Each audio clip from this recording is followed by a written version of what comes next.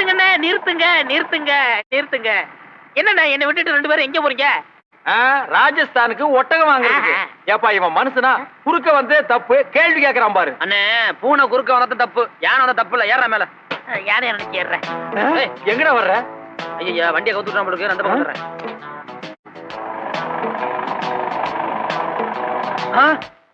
என்னண்ணே வண்டி இங்கே நிறுத்திட்டீங்க? நானா நிறுத்தினேன்? தானா நின்னு போச்சு.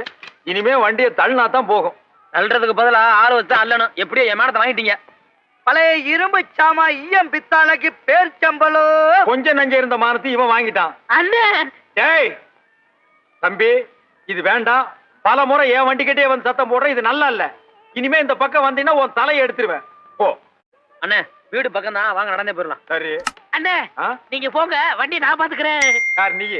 நாங்க போனதுக்கு அப்புறம் இவங்க கிட்ட போட்டு பேரிச்சம்பளம் வாங்கிட்டீங்க. போடா.